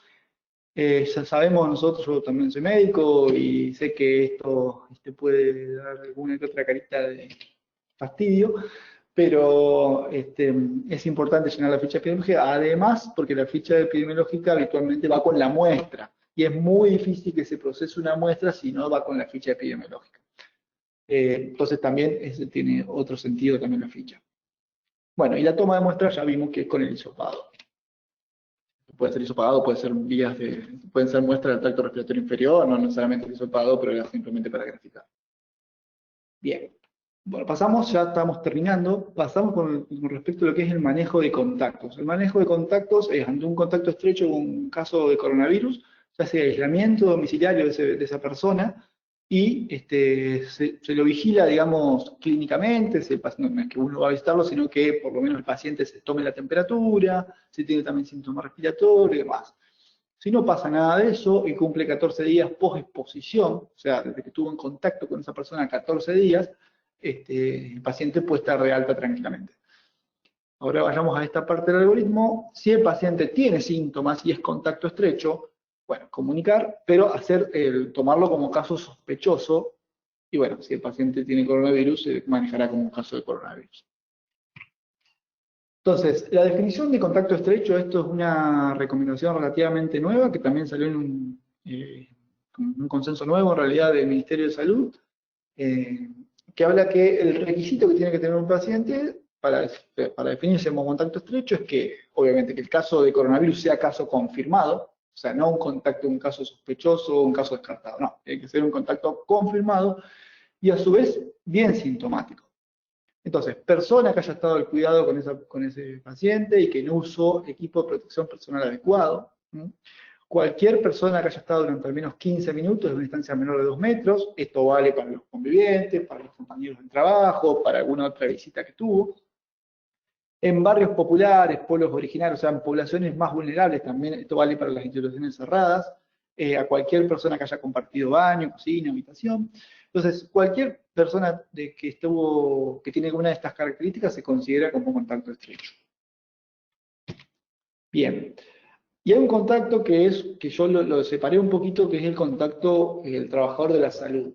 El trabajador de la salud es un contacto importante y que tiene algunas características especiales. En China aproximadamente 30% de los contagios fue en trabajadores de la salud. En Italia 20, en España 20, en Argentina probablemente también se acerque a ese número. Todavía no lo sabemos bien. ¿Y por qué es importante el trabajador de la salud? Y sobre todo porque además de que en una situación de pandemia, quedarse con medio equipo de trabajo menos no es grato. Y es importante también porque el trabajador de la salud, obviamente que horizontalmente también puede enfermar al resto de los pacientes. Entonces es doblemente importante captar al trabajador de salud que se considera que puede ser un caso sospechoso. ¿Cuáles son los motivos de que el trabajador de la salud tiene estos números tan altos? En China 30, 20 demás. Inicialmente por desconocimiento de la enfermedad. En China pasó más que nada eso. No se conocía mucho la enfermedad, no se conocía cuánto estaba en el aire, no se conocía la aerosolización, no se conocía. En ese momento, en esa situación, hubo muchos enfermos que fueron médicos, enfermeros, trabajadores de la salud en general. Además, otro motivo importante es porque se termina reclutando en una situación, digamos, de pandemia, en una situación caótica, se termina reclutando personal que tiene poca experiencia o prácticamente no tiene experiencia en el manejo del equipo de protección personal. Decía, por ejemplo, un doctor, un infectólogo con impresión que trabaja en Barcelona, que es argentino, que en realidad muchos de los enfermos médicos se contagiaron por esta vía, por no saber usar los equipos de protección personal, sobre todo cuando se los sacan del equipo. Después es importante tener en cuenta la escasez del equipo de protección personal, que es un dato no menor, pero hay lugares que prácticamente no tienen equipo de protección personal adecuado. Por ahí uno va al banco y ve que los que trabajan en el banco tienen todo el equipo de protección y el hospital no. Además, es importante tener en cuenta el poliempleo que hay en Argentina, que eso es más nuestro, que un mismo médico trabaja en Buenos Aires, después trabaja en Santa Fe y además se guardia en Paraná.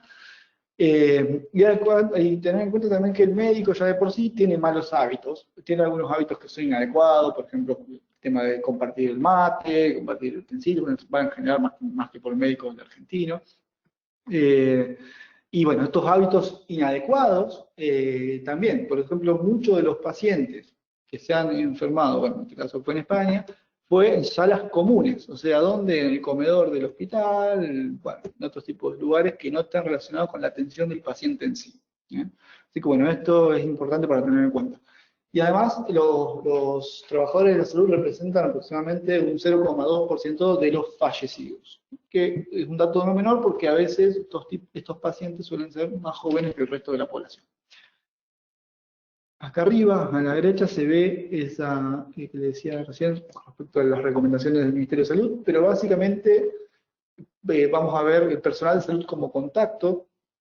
Tiene que ser un contacto de COVID confirmado, vuelvo a decir lo mismo, aunque sea personal de salud, y se considera personal expuesto a quienes no usan equipo de protección personal adecuado. Pero además de no usar equipo de protección personal adecuado, permanezca a una distancia menor de 2 metros y por más de 15 minutos, tenga contacto directo con las secreciones del paciente, tenga contacto directo con el entorno del paciente, cama, mesa de luz, alguna que otra secreción, y también, también pueda permanecer en el mismo ambiente donde se realiza una maniobra de aerosolización, llámese intubación endotraqueal, toma de muestras, etc.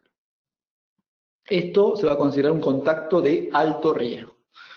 Y con respecto al contacto de un paciente que tiene coronavirus, pero el médico puede ser enfermera, cualquier equipo, cualquier persona de salud, usó adecuadamente el EPP, o sea, el equipo de protección personal, ya no se va a considerar contacto estrecho. O sea, es importante esta diferenciación. Si usas bien el equipo de protección personal, no sos contacto estrecho, si lo usas mal, sí. Entonces, como un algoritmo sí, es muy sencillito, es el trabajador de salud como contacto, si es contacto estrecho, de caso coronavirus confirmado, y usó EPP adecuado, actividad normal, no necesariamente el paciente tiene que hacer alguna restricción. Y si el paciente tiene un contacto estrecho de alto riesgo, por lo que decíamos previamente, por ejemplo, con un UPP no adecuado, ahí sí es cuando se considera el aislamiento. Y por lo menos tiene que hacer 2 semanas de aislamiento. Si el paciente no tiene síntomas, se le da el alta. Y si el paciente tiene síntomas y además tiene coronavirus, o sea, el hisopado da positivo, hay una pequeña salvedad para el trabajador de la salud que tiene que tener el alta con 2 PCR negativas. Y ahí es una complicación importante porque hemos visto que la verdad que la PCR sigue siendo positiva durante bastante tiempo. Pero bueno, para el trabajo de la salud da un poquito más de miedo darle el alta con una PCR positiva, entonces por lo menos tiene que tener 2 negativas. Y por lo menos tiene que ser pasado la primera semana del inicio de síntomas. Bueno, esto rápidamente, ¿qué equipo de protección personal usar según la situación? Entonces, por ejemplo, si hay un personal de salud que va a hacer el triage, con que se lave las manos y use una mascarilla quirúrgica está bien. Ahora, si el paciente va a tomar muestra, si el personal va a tomar muestra para el laboratorio, ya sea un médico o algún personal de laboratorio en sí, tiene que usar el equipo personal completo, equipo de protección personal completo, además del lavado de manos.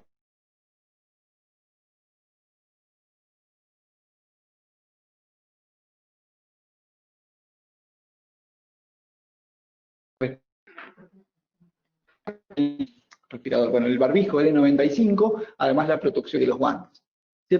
Si la persona va a atender un caso sospechoso o confirmado coronavirus, pero no va a hacer ninguna maniobra, ningún procedimiento de aerosolización. No, ya está, Darío, ya está. Seguimos. Bien. Me dice que no se escuchó nada. Bueno, puede usar una mascarilla quirúrgica sin necesidad de usar el N95. Guarden los N95 porque también son costosos y en este momento es difícil de conseguir. Y en caso de que, bueno, que el personal de salud atienda a un paciente caso confirmado, demás de coronavirus, y que tenga que hacer alguna maniobra cuando hay generador de aerosoles, también tiene que usar el N95. Bueno, esto lo pueden ver en distintos lados. Y ya un poco para finalizar, vamos a hablar del algoritmo para el alta de caso de coronavirus. Esto está en la página de la provincia, lo elaboramos el equipo de epidemiología, juntamente con todos los trabajadores del Ministerio de Salud. Básicamente habla de en qué paciente uno le daría el alta. Primero, si el paciente tiene factores de riesgo, más de 60 años, diabetes, obesidad, cirrosis, lo que sea, o tiene neumonía o hipoxemia, lo que se sugiere es internarlo en instituciones hospitalarias. En caso que no, puede internarse, digamos, en instituciones de seguimiento intermedio. Vamos a pasar para el otro lado. Entonces, el paciente está internado en un hospital y tiene coronavirus confirmado, está internado en un hospital, habría que hacerle por lo menos alguna PCR de control, puede decirlo así. Tiene que pasar por lo menos 3 días de febril, o sea, tiene que tener mejoría clínica, y tiene que hacerse 2 PCR para darle el alta en este caso. Por un paciente por ahí grave, que tiene más posibilidades de tener una carga viral un poco más alta, como habíamos hablado en las primeras diapositivas. Pero si, bueno, tiene 2 PCR negativas, tomadas con 24 horas de diferencia, se puede dar el alta. En cambio de que si el paciente no tiene 2 PCR negativas, no se vuelve a hacer PCR a la semana, sino que al día 28 se puede considerar también de alta epidemiológica. También está relacionado con los dibujitos que vimos previamente de carga viral. En el caso de que el paciente esté en una institución intermedia, esos son estos pacientes jóvenes, los pacientes que tienen pocos síntomas, y más que son la mayoría de los pacientes, 14 días desde el inicio de síntomas y 3 días a febril se hace un hisopado, pero acá se hace un hisopado, no 2, como en el otro paciente. Si este hisopado da negativo, fácil, se da el alta. Si da positivo, no se vuelve a hacer otro hisopado, sino que directamente al día 21 del inicio de síntomas se le da el alta. O sea, pasa una semana más desde que se hizo el hisopado y se da el alta. Siempre hablamos desde cumple 14, 21 y más, desde la fecha de inicio de síntomas. Bien, acá lo que faltaría agregar es que si es trabajador de la salud también debería irse de alta con 2 PCR negativos. Bueno, ¿cuál es el objetivo epidemiológico, por decirlo así, a la fecha? Disminuir la transmisión. Y esto se hace a través del aislamiento social y preventivo, bueno, en sus distintas fases, por supuesto. Se hace a través de políticas en las medidas migratorias, esto no es menor. Se hace también teniendo en cuenta el adecuado aislamiento de los casos confirmados, que sepamos seguro que el paciente está en aislamiento, y también de los contactos estrechos, que no se muevan de la casa o que por ahí o las instituciones según la situación social de cada contacto. Mitigación de la mortalidad en pacientes que tienen riesgo y preparar el sistema de salud para afrontar un aumento de casos. Entonces, ¿cuáles son los posibles escenarios futuros? Y bueno, el plan A es que lo mejor que nos puede pasar es que se desarrolle una vacuna eficaz. Claro, eso no puede ser una vacuna que se desarrolle en un corto plazo. Por lo menos hay que esperar 12, 18 meses. Dejo una reseña histórica que es optimista. En el 84 descubrieron el HIV. A los pocos meses ya se anunciaba con éxito que la vacuna se iba a desarrollar en 2 años. O sea, en el 86 había una vacuna para el HIV y bueno, todavía la estamos esperando. Ese es el plan A.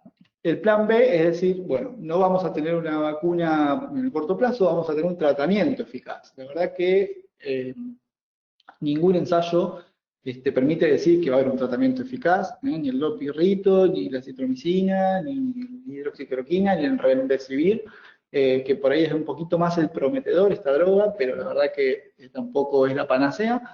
Entonces, si no tenemos una vacuna y no tenemos un tratamiento eficaz a la fecha, vamos al plan C, que es la nueva normalidad. La nueva normalidad es el empleo remoto, es el trabajo en la casa, es la rotación de empleados. Si había 10 empleados, bueno, que vayan a trabajar en la semana 5 y después los otros 5. Es la vigilancia sindrómica, ¿cierto? Tener muy en cuenta la vigilancia epidemiológica, el distanciamiento físico en los estadios, en los bares, en los museos, bueno, no va tanta gente a los museos acá en Argentina, pero en el mundo sí. Y también tener en cuenta que esta nueva normalidad nos va a permitir volver temprano al confinamiento de ser necesario. O sea, si los casos aumentan y se dispara la curva epidemiológica, podemos volver al confinamiento. Entonces es un plan que no está tan bueno, pero es lo que hay. Y por último, el plan D, esto simplemente es gracioso el nombre nada más, es el plan Bolsonaro, que lo denominó la gripecita al COVID. Priorizar la economía, no tomar ninguna medida y tener más o menos, como tuvo España, 2 o 3 millones de infectados por año. Esto, a la larga, en algunos años, vamos a tener inmunizada a la mayor parte de la población, más o menos 70-90% de la población. Bueno, son planes a futuro, son escenarios a seguir. Ninguno está bien y ninguno está mal. Son planes que uno evalúa. Bueno, acá termino la presentación. El agradecimiento a todo el equipo de epidemiología de la provincia de Santa Fe, que me ayudó mucho con la charla. También a la etología del CUYEN. Y a mi señora que me aguantó escuchándome la clase varias veces. Bueno, ya es hora de la sopa. Gracias. Perfecto, doctor. Si le parece, comenzamos con las preguntas. Sí, sí. La primera consulta de Mariana Storani es, ¿se sabe a qué Sí. temperatura bajo cero más o menos se inactivaría o se destruye el virus? Y al contrario también a qué temperatura hacia arriba, digamos. No, la verdad que yo ese tipo de preguntas tan técnicas no sabría responderle y tampoco te quiero decir cualquier cosa. Podría decirte que lo que pero no. Prefiero ese tipo de preguntas no responder porque la verdad que no soy tan especialista en ese tipo de cuestiones. Perfecto, La verdad que doctor. yo no lo sé. Perfecto, perfecto. Nancy Bertuni consulta, ¿por qué se espera 3 días si el paciente presenta anosmia o disgeusia para la toma de Bien. muestra? Sí, eso está más relacionado con esperar cómo evoluciona el paciente, probablemente, ¿no? Que ante el primer día de que un paciente presenta anosmia o el primer día que presenta disgeusia, por ahí uno le da un tiempo para ver cómo evoluciona clínicamente, si agrega también algún otro síntoma, si tiene síntomas compatibles o con otra enfermedad. Entonces, tiene también un valor más que nada eso, esperar sobre todo cómo evoluciona el paciente. Pero bueno, después se sabe que si pasaron 3 días y sigue con los mismos síntomas y no agrega ninguna otra cosa, igualmente se hace el hisopado igual. Eso de la anosmia y la disgeusia, aproximadamente 10% de los pacientes se presenta inicialmente con estos síntomas. Pero bueno, es un síntoma bastante frecuente en la enfermedad, por eso también se lo toma como clasificación para casos sospechosos. Perfecto, doctor. Con respecto a la pregunta anterior de la temperatura, aquí entró una aclaración de la doctora Carolina Kudos. Ella dice que no se A ver. sabe a qué temperatura vive el virus. Sí, lo único que yo podría agregar con respecto a eso, que sí se sabe, estoy buscando la diapositiva, una de las iniciales, a ver. Bueno, que sí se sabe cuánto podría sobrevivir el virus en las distintas superficies teniendo en cuenta la temperatura. Entonces, por ejemplo, todo esto que yo les mostré acá, en la primera diapositiva, es que esto es una temperatura templada, más o menos de 20-22 grados, y a una humedad más o menos del 40-60%. A un poquito más de humedad, el virus parece que sobrevive un poquito más de tiempo. Así que en Santa Fe estamos muertos. Pero en general, digamos, ya te digo, cuando se inactiva el virus a temperatura, eso particularmente yo no lo sabía. Perfecto, doctor. Siguiente consulta de Cintia Pos. En pacientes infectados, internados graves, ¿cada cuánto tiempo se recomienda solicitar dímero D para pronóstico? Y en algunas series lo pedían todos los días al dímero D. Iban viendo qué valor tenía y por encima de 1 se puede considerar un factor pronóstico bueno, de gravedad, sería, ¿no? Así que eso depende de cada estudio. digamos, no hay una recomendación formal.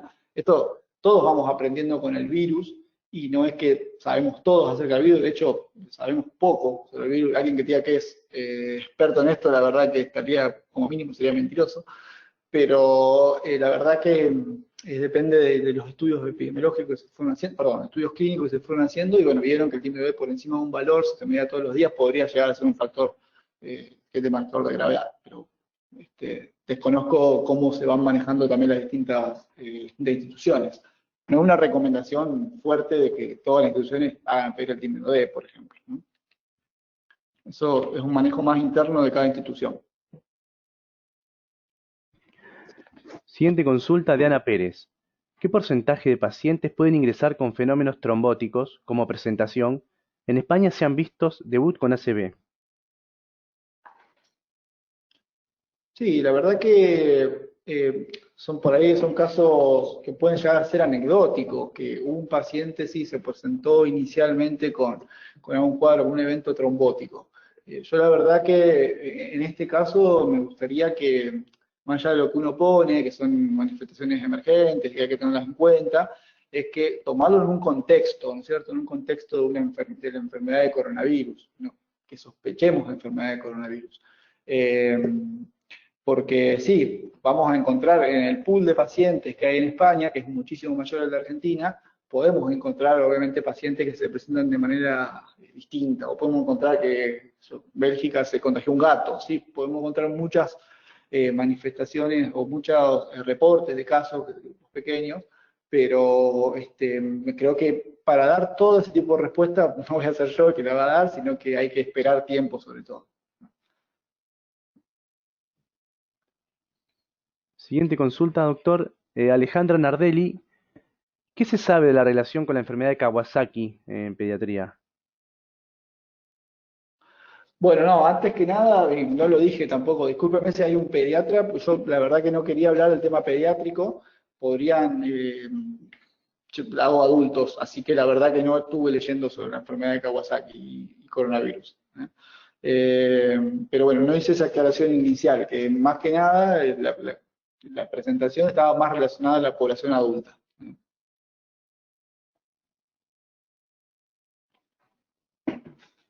Iván Garzón consulta. Él dice, bueno, haciendo referencia a la importancia de la carga viral de los infectados, ¿qué opina acerca de la hipótesis de los superpropagadores en respuesta a los patrones de propagación del virus?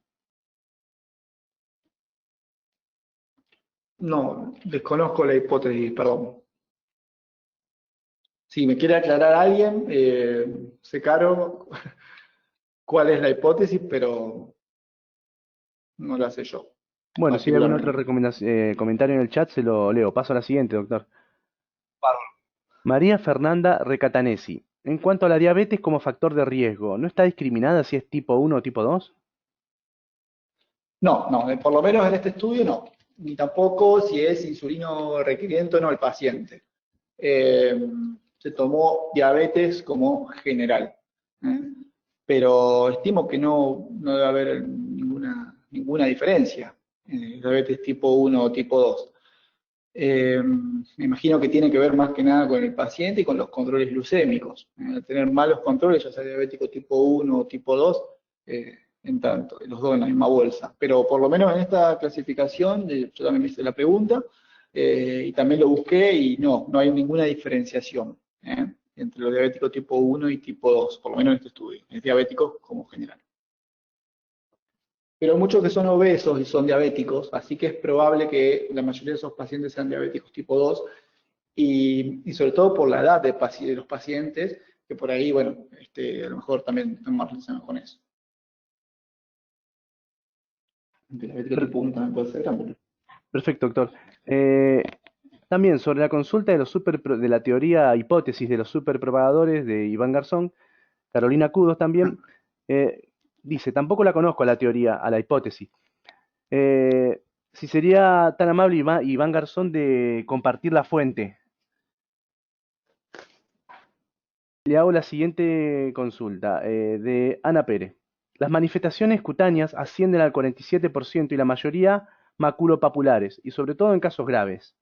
En los casos leves o Bien. moderados, ¿Puede acompañar este tipo de lesiones junto a los otros signos y síntomas? Sí, sí, sí, sí, lo hemos visto en la cantidad de pacientes que tenemos, que no son despreciables, son 240 y pico de pacientes. Tuvimos algunos pacientes que tuvieron manifestaciones en piel, como dice la doctora, más rash maculopapular, pero bueno, son pocos los pacientes que hemos tenido, y yo hice la aclaración lo mismo, dentro de un contexto de la enfermedad. Pero sí, sí, lo hemos visto. Acá en este estudio, que eran poquitos pacientes, decían que era un 20%, pero bueno, esperemos más tiempo para ver si es ese valor o ese porcentaje o no. Bueno, acá tengo un par de agradecimientos. Muy bueno, doctor. Felicitaciones. De Gustavo Escurra. Tengo muchos agradecimientos. Bueno, Tengo la siguiente consulta de Mariana Fernanda Recatanesi. ¿Hay recomendaciones de elementos de protección personal en consultorios no COVID? y la verdad que depende de esto dónde trabaja, digamos, qué tipo de actividad tiene. Por supuesto que sí, uno recomienda el tapaboca en realidad, o lo que es el barbijo, deberíamos usarlo todos, inclusive la población general. Eh, y bueno, si uno por ahí tiene la posibilidad de usar un barbijo quirúrgico en el caso de atender paciente con COVID, lo tendría que hacer. Pero bueno, en ese lugar también habría que hacer un triaje, habría que ver si el paciente que va a la consulta no tiene fiebre, porque bueno, en esta situación epidemiológica estamos relativamente tranquilos, no hay tantos casos de coronavirus, por suerte, en la provincia, pero bueno, en la medida que también vaya pasando el tiempo, no sabemos qué va a pasar, entonces siempre la protección personal es un factor muy, muy importante. Uno no sabe quién está atendiendo. Y bueno, recuerden que además el paciente puede no tener fiebre y puede transmitir igual la enfermedad. Puede tener hidrofagia y puede transmitir la enfermedad, puede ser asintomático, inclusive puede transmitir la enfermedad, o también puede ser presintomático. O sea, cuando cuando lo fue a ver a la consulta, no tenía síntomas, al otro día empezó con síntomas y sin embargo es muy transmisible 1 o 2 días antes. Así que bueno, yo recomiendo que sí, que use equipo de protección individual, no el equipo completo, por supuesto, por lo menos el tapabocas o barbijo. Perfecto, doctor. Acá Iván Garzón aporta de dónde aporta el tema este de la hipótesis de los superpropagadores, perdón. Bien. Él dice que es un trabajo Ujú. publicado por Pablo Beldoménico, que actualmente trabaja en el Laboratorio de Ecología de Enfermedades del ICIBET. Ahí se ve que esa es la Bueno, fuente que él aporta. perfecto. Continúo con la siguiente pregunta del doctor Gataz Ezequiel. Si sabe qué avances hay con respecto a las vacunas a nivel mundial y si sabe cuántas vacunas están en desarrollo actualmente. Hay muchas vacunas en desarrollo actualmente, hay dos que están tienen mejor perfil, digamos, pero están todas en fase 1 de investigación. O sea, hay muchas que están en fases preclínicas, o sea, que se investigan en animales y se va viendo cómo van surgiendo, si tienen protección segura, ¿no? Si podrían llegar a ser efectivas o no. Y hay dos que están tomando un poquito de mejor, están en carrera, por decirlo así, de que vienen bien hasta ahora, pero bueno, falta muchísimo. Esto es de opinión personal, yo, bueno, por ahí si alguien sabe, también lo puede hablar, estaría bueno que hablemos entre todos, pero yo opino personalmente que falta mucho para decir que hay una vacuna segura, eficaz y como mínimo falta mucho. Así que bueno, sí, pero hay dos vacunas que no recuerdo ahora el nombre, pero son dos vacunas que se perfilan bien. ¿eh? Con el tema de las vacunas, por ejemplo, el virus, el otro coronavirus que era el SARS y también con el MERS intentaron hacer algunos experimentos con vacunas y no dieron buenos resultados porque producían una eosinofilia a nivel pulmonar. Eh, pero aparentemente, justamente estas vacunas no tendrían ese efecto de la eosinofilia que puede llegar a ser potencialmente severa, o sea, era peor la vacuna que tener la enfermedad, por lo menos con respecto a las otras enfermedades que nombré previamente. Entonces, estas vacunas parecen que no tienen ese efecto adverso y que la verdad que, bueno, se abre un panorama que por ahí podría ser beneficioso y podría ser prometedor, digamos, con respecto al tema de vacunas. Es lo que sé de vacunas. Perfecto, doctor. Ahí Iván Garzón puso en el chat un link a la fuente que él aporta sobre ese tema de la hipótesis de los superpropagadores.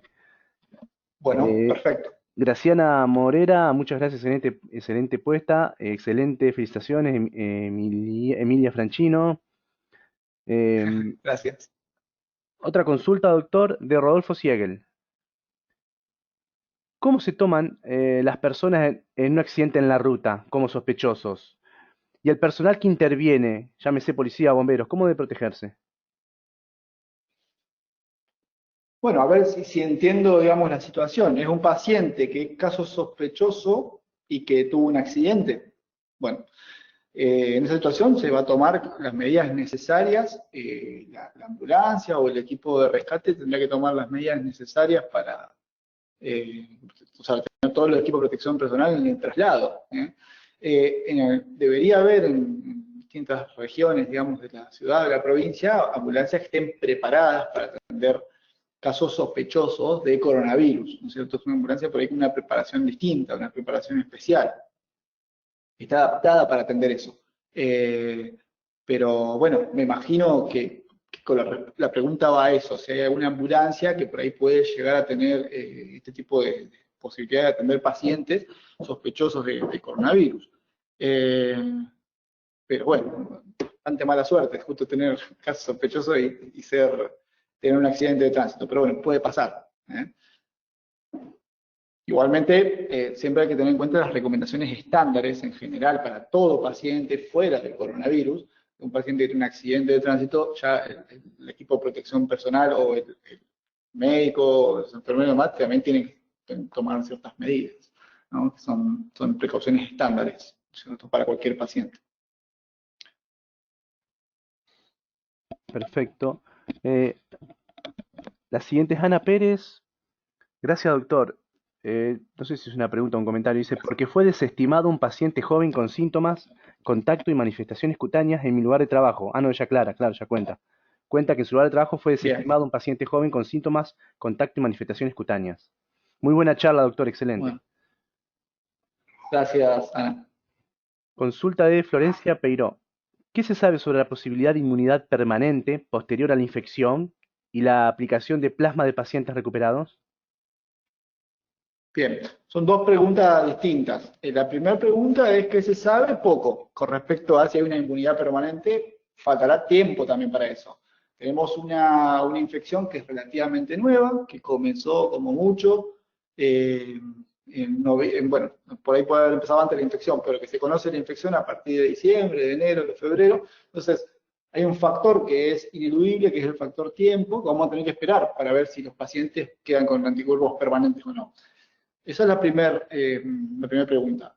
Y la segunda pregunta es con respecto al plasma, también se están haciendo son todos ensayos clínicos, son todos estudios en realidad, que buscan evaluar la eficacia. Lo que pasa es que con el tema del plasma pasa lo mismo que con el tema de los anticuerpos. El anticuerpo, esto es lo que decía acá, que el anticuerpo en general no habla de que son anticuerpos neutralizantes o no. Y así fueran neutralizantes, tampoco se sabe cuál sería la dosis efectiva para que sea beneficioso. Y tampoco se sabe cuándo y a quién se utilizaría. Esto vale para todos los medicamentos. O sea, los medicamentos o este tipo de tratamiento, además, no se sabe bien cuándo iniciar los tratamientos y al principio de los síntomas y cuando está grave, cómo iniciar el tratamiento, qué vía de administración y por cuánto tiempo. Así que bueno, la respuesta de plasma hay bastantes estudios que se están haciendo, que también, bueno, habrá que darle tiempo a ver qué resultados dan. Tal vez el próximo webinar en un mes y medio tenemos alguna respuesta mejor, pero en principio de saber poco. Perfecto, doctor. Otra consulta que entró recién de Luciana Marcela Sforza. Si un paciente tuvo coronavirus, ¿puede volver a contagiarse?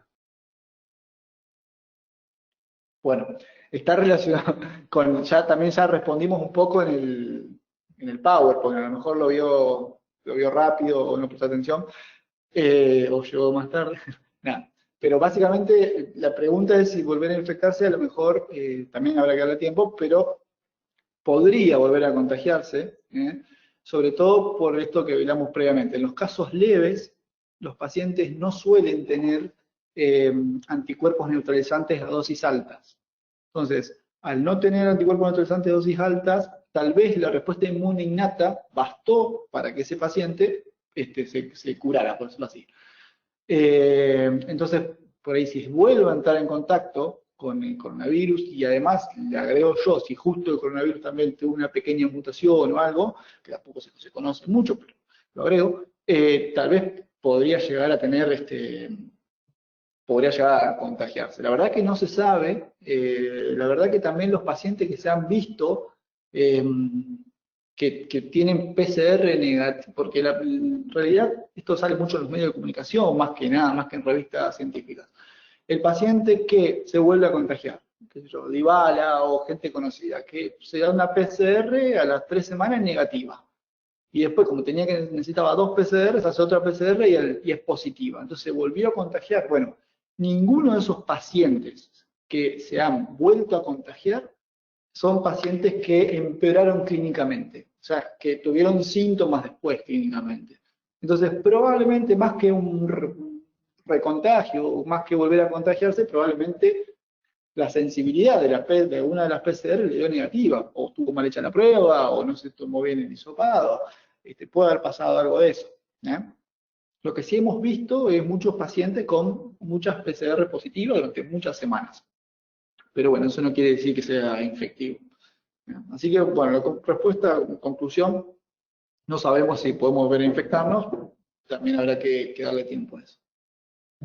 Perfecto, doctor. No tengo más consulta. Lo que tengo son muchos agradecimientos. Carolina Cudo dice, Bueno, excelente charla, doctor.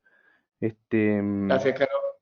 Graciana, muchas gracias, excelente puesta. Evangelina Lausma, muchas gracias, excelente la presentación. Muchísimas gracias por este valioso material, doctor. María Fernanda Recatanesi, muchas gracias, excelente la charla. Gracias por la posibilidad de actualizarnos a los que estamos lejos. Bueno, muchas Son muchos gracias. agradecimientos que entran, doctor. No hay más consulta. No sé si usted quiere hacer una consideración final. No, agradecerles a todos los que estuvieron escuchando la charla y que la verdad que se tomaron el tiempito para escucharla. Y bueno, un poco también lo que decía en el final y cuando respondía algunas preguntas. Discúlpeme que por ahí no puedo responder todas las preguntas. Lo que pasa es que en este tipo de situaciones, digamos, uno va aprendiendo con el virus. Entonces, hay algunas cuestiones que son difíciles, que todavía no se explican bien. Pero bueno, no, agradecerles nada más por estar del otro lado. Esta es la primera vez que hago un webinar y que estoy en esta aula virtual, así que es todo nuevo para mí. Y agradecerle también al Colegio de Médicos por la invitación. Espero que les haya servido.